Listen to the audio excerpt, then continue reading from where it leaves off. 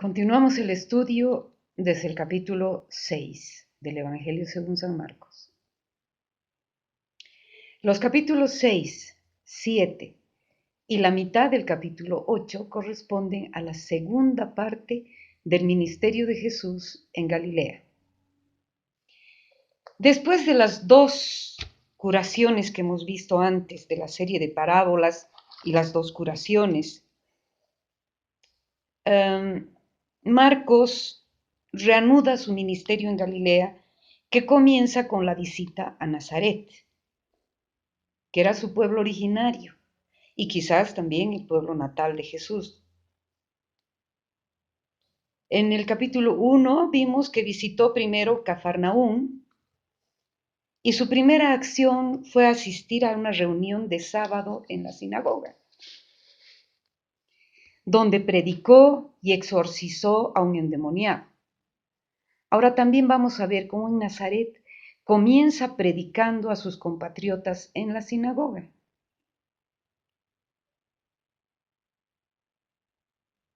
Marcos no cita la predicación en Cafarnaúm ni tampoco en Nazaret.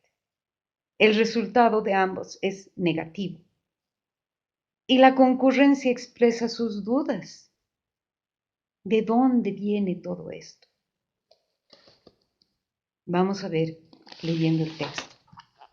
Y dice, salió de allí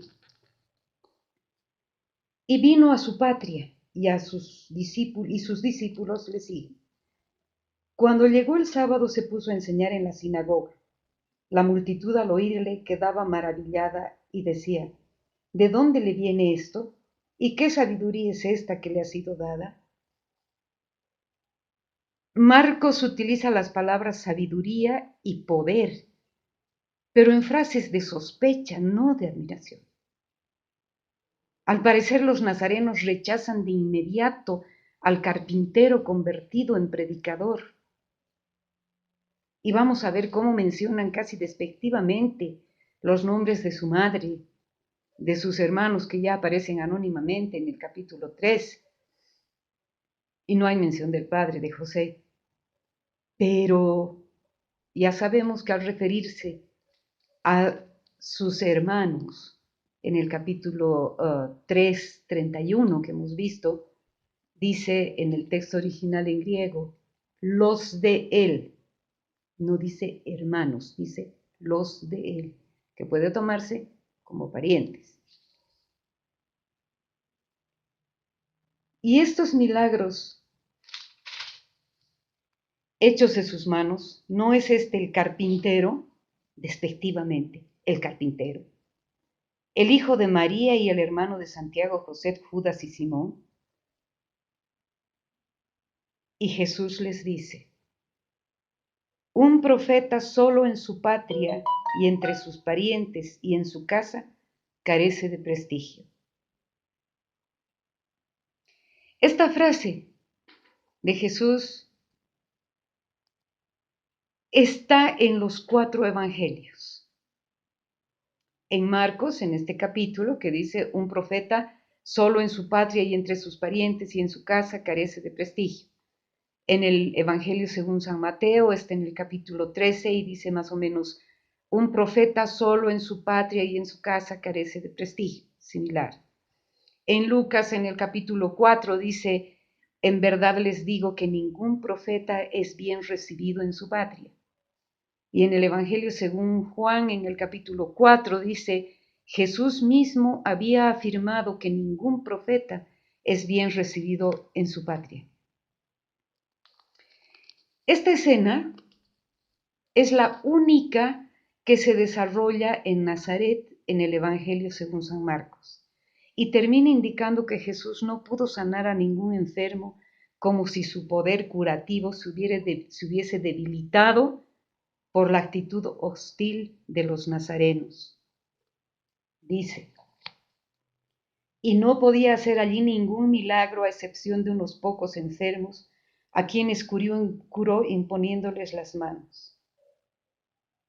Y se maravilló de su falta de fe. Jesús se sorprende de la falta de fe de sus coterráneos. Jesús siente ese asombro por la falta de fe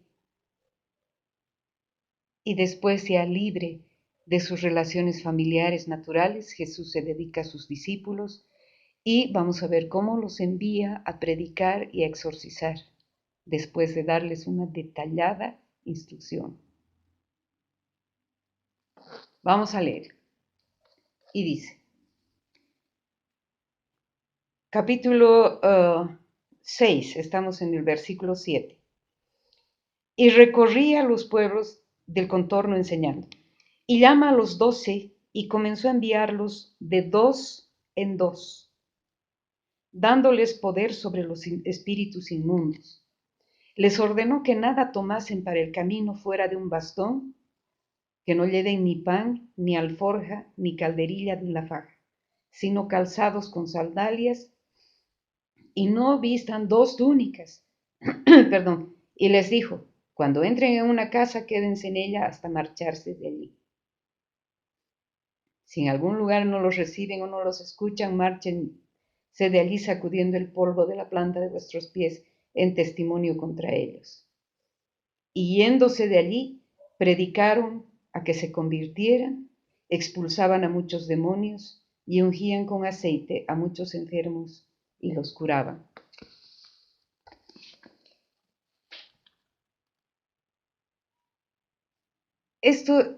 Todo esto que hemos leído hasta ahorita, desde el principio del capítulo 6, es muy interesante porque, según algunos biblistas, Jesús nació en Nazaret. Solo Mateo y Lucas mencionan Belén, y esto para poder poner a Jesús como descendiente de la rama de David.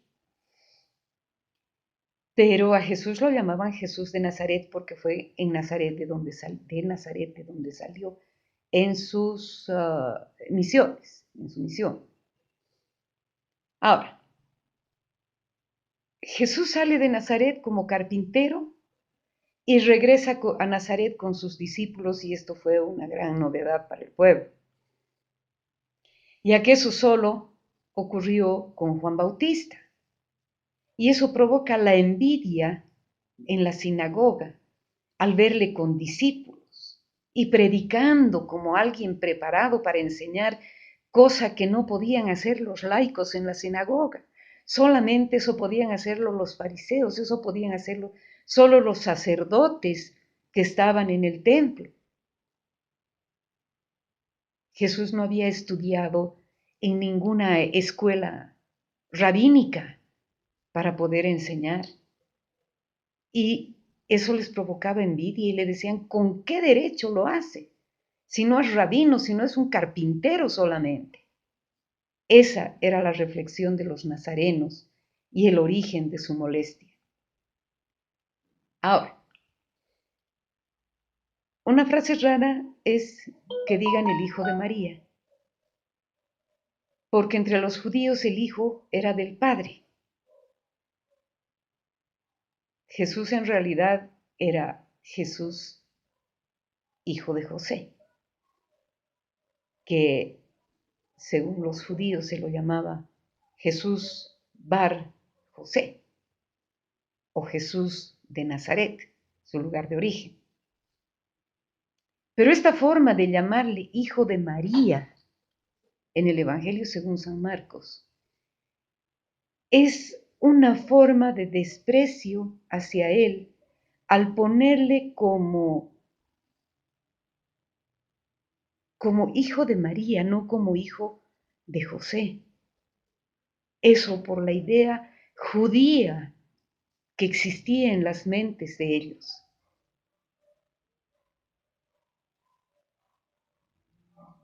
Es duro de comprender eso para nosotros porque para nosotros María es muy importante, es la madre de Jesús, es el vientre que ha llevado al Hijo de Dios, pero según la mentalidad judía, la idea es otra.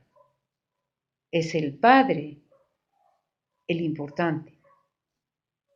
Como vamos a ver cuando estudiemos el Evangelio según San Mateo, en que, como ya dijimos, la anunciación es a José, no es a María, mientras que en Lucas la anunciación sí es a María. Ahora, Es muy posible que Marcos ignorara la forma de la concepción de Jesús por obra del Espíritu Santo. Pero bueno, no vamos a entrar en el conocimiento de los autores. Pero tenemos la frase de Jesús que dice, un profeta solo en su patria, entre sus parientes y en su casa, carece de prestigio. Y este relato de Jesús en Nazaret es la única vez que Jesús está en Nazaret. Se admiró de la falta de fe de su propia gente y no volvió a Nazaret. Ahora vamos a lo que hemos leído, que es el envío de los 12. Así como Jesús estaba con poder para luchar contra el mal, ahora les envía con el mismo poder también para luchar contra el mal. Y les envía de dos en dos. Esto también debido a la idea judía de que para que alguna cosa tuviera alguna declaración, tuviera valor, era necesario que existieran dos testigos. Y es por eso que los manda de dos en dos. El uno apoyaba al otro. ¿Y cómo les manda? Les manda que vayan en pobreza total para ser sostenidos por los que los reciben. Y este primer envío tiene éxito. Tiene éxito. Marcos aquí ya no los llama discípulos, los llama apóstoles, que quiere decir enviado. El discípulo es el que está para aprender, el apóstol es el enviado. Nadie tiene vocación de apóstol, todos tenemos vocación de discípulos porque estamos para aprender. Los enviados son los que Jesús quiere mandarlos para ser sus instrumentos de su palabra y de su obra. Y es la única vez en que Marcos los nombra como apóstoles.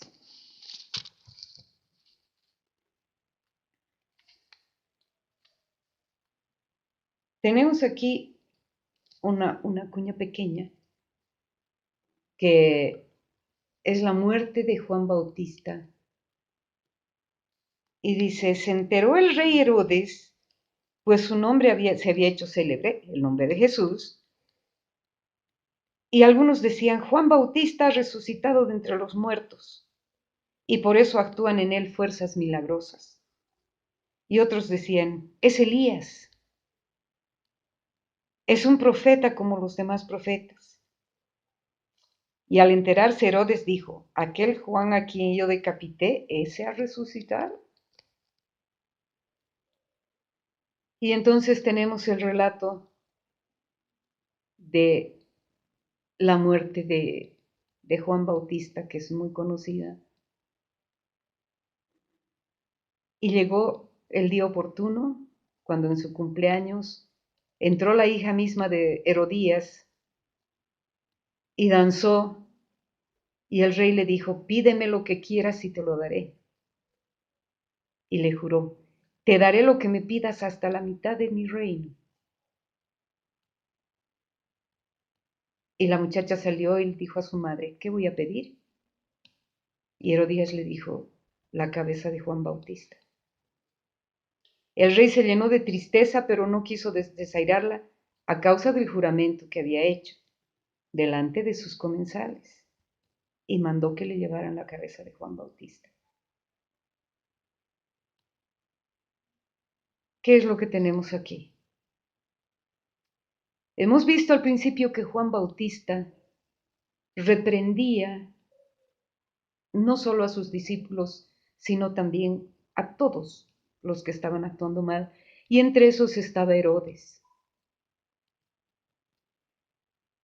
Juan Bautista le reprendió porque estaba viviendo con Herodías, que era la mujer de su hermano Filipo.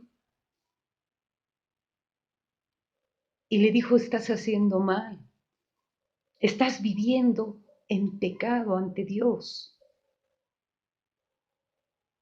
Y lógicamente Herodías se enfureció porque con eso, si es que el rey la rechazaba, si es que Herodes la rechazaba, ella perdía poder. Y es por eso que odiaba a Juan Bautista. Y es por eso que cuando su hija le pregunta qué voy a pedir, ella le dice la cabeza de Juan Bautista. Herodes Antipas era hijo de Herodes el Grande, que fue el que ordenó la matanza de los niños. Herodes el Grande fue el que ordenó la matanza de los niños. Eso no está obviamente en el Evangelio según San Marcos, pero está en el Evangelio según San Mateo. Pero es para dar la idea de quién era este Herodes, Herodes Antipas. Y este Herodes Antipas se enteró de todo lo que se decía de Jesús y de que él actuaba con el poder de Dios. Y como muchos pensaban que era Juan Bautista vuelto a la vida, por eso pensó, aquel a quien decapité ha resucitado.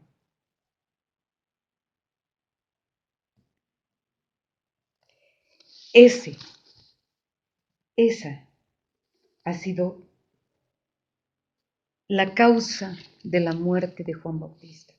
Y ese es el relato que se tiene aquí de la muerte de Juan Bautista. Y el por qué.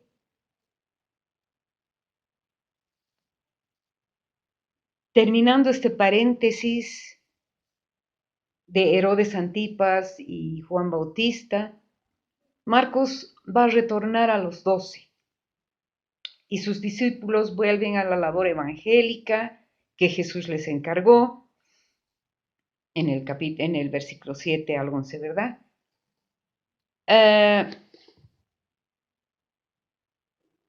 Es excepcional en Marcos, siempre tan exigente, que muestre todos estos detalles. ¿Qué detalles? Los detalles en los que Jesús les dice a sus discípulos, vengan conmigo aparte, a un lugar solitario, para descansar un poco. Y al final no lo encuentran, porque la gran multitud se percató del escape de Jesús y se fueron para darle alcance. Jesús quería estar a solas con sus discípulos, pero lo sigue. Y ahora vamos a ver qué es lo que ocurre en este lugar solitario que estaba buscando Jesús para esa reunión con sus discípulos, que no puede realizarse por la presencia de la multitud. Y es que entramos a la primera multiplicación de los panes. Y eso lo veremos en la próxima grabación.